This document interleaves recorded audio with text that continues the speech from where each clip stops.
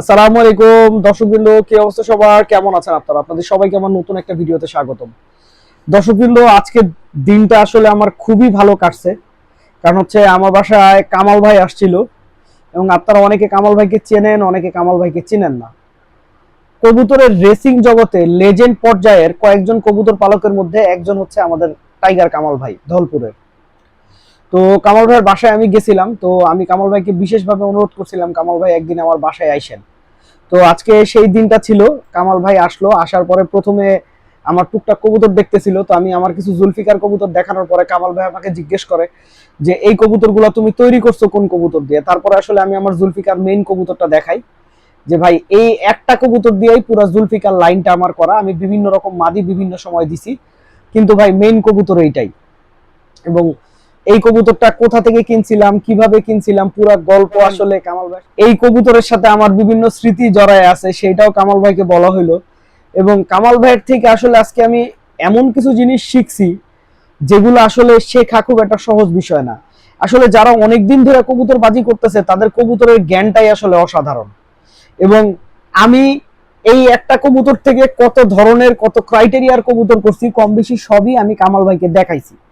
আর একটা কথা, সেটা হচ্ছে কামাল ভাইয়ের কাছে একটা পেয়ারিং এর ব্যাপার জিজ্ঞেস করছিলাম যে আমি কিছুদিন আগে এই কবুতরটা কালেক্ট করছি, তো এই কবুতরটা আমি একটা পেয়ারিং করতে চাইছি। সেই পেয়ারিংটা কামাল ভাইয়ের সাথে শেয়ার করলাম, এবং কামাল ভাই বলল না পেয়ারিংটা ঠিক আছে। এবং পেয়ারিং এর ব্যাপারে আসলে কিছু বেশ মেজর কিছু জিনিস আসলে কামাল ভাইয়ের থেকে শিখলাম। আর আসলে কি, যারা কবুতরের অনেকদিন ধরে চর্চা করতেছে, যাদের কবুতরের ব্যাপারে জ্ঞান আছে, এদের থট, এদের চিন্তা ভাবনা দেখলে আসলে অবাক লাগে যে একটা মানুষ কিভাবে কবুতর সম্বন্ধে এত জ্ঞানী হয়, এত জ্ঞান আসলে কিভাবে আসে। আর কারণ হচ্ছে ওনারা একটা কবুতর দেখলে বুঝতে পারে যে এই কবুতরটা কোন জাত থেকে আসছে, এই কবুতরটার দাদা কি ছিল, তার আগের প্রজন্ম কি ছিল, এরকম আসলে ধারণা ওনারা করতে পারে। এটা আসলে ওনাদের একটা অনেক বড় বিষয়। তারপরে আসলে আমি আমার থরের ঘরে নিয়ে যাই, থরের ঘরে নিয়ে যায় আমার আরো কিছু কবুতর দেখাই। আমি আমার খাকি জুলফিকার কবুতরটা দেখাই। ওর বাবাকে আমি প্রথমেই দেখাইছি, এটা ভিডিওতে ছিল না। তো কামাল ভাই বলল না কবুতরটা মাশাআল্লাহ ভালো।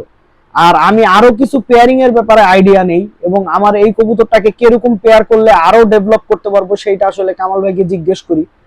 তো কামাল ভাই প্রথমে আসলে, কামাল যারা অনেক জ্ঞানী মানুষ তারা আসলে করে কি, একটা জিনিস খুব ঠান্ডা মাথায় আগে বোঝে, তারপরে একটা দুইটা কথা বলে।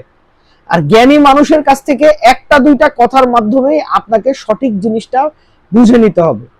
কারণ হচ্ছে জ্ঞান জিনিসটার পিপাসা থাকলেই জ্ঞান অর্জন করা যায়। আর কবুতরের জগৎটা এমন একটা জগৎ, যে জগৎটা একটা সমুদ্র।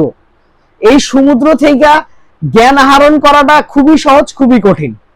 আর কামাল ভাইয়ের মতো যারা আসলে লেজেন্ড পর্যায়ের লোক আছে, তারা আসলে এই সমুদ্র, তাদের মধ্যে যে জ্ঞানের সমুদ্র আছে, সেই জ্ঞানের সমুদ্র থেকে আমি আসলে জ্ঞান আহরণ করার আপ্রাণ চেষ্টা করছি। আমি জানি না কতটুকু পারছি। এই মুহূর্তে আমি আরো একটা জুলফিকার কবুতর কামাল ভাইকে দেখাইতেছিলাম, এবং এটাও আমার খুব পছন্দের একটা কবুতর। আরাফাত ভাইয়ের সাথে গেমে আসা, এবছর অল সাইড পাল্লা করা, কিন্তু আমি আসলে গেমে দিতে পারি নাই। কারণ আমি আমার গেমে সব জুলফিকার কবুতর দিতে গেলে দেখা যাইতেছিল আমার 18 কবুতরের গেমে 18 কবুতরই জুলফিকার হইতো। তো এটার মাকেও আমি কামাল ভাইকে দেখাইছিলাম, কামাল ভাই বললো না কবুতরটা খুব ভালো। তো যাই হোক, কামাল ভাইয়ের সাথে খুব ভালো একটা দিন কাটলো, অনেক কিছু শিখলাম। ভিডিওটা এখানেই শেষ করছি। আপনারা সবাই ভালো থাকবেন, 5 ওয়াক্ত নামাজ পড়বেন। আসসালামু আলাইকুম।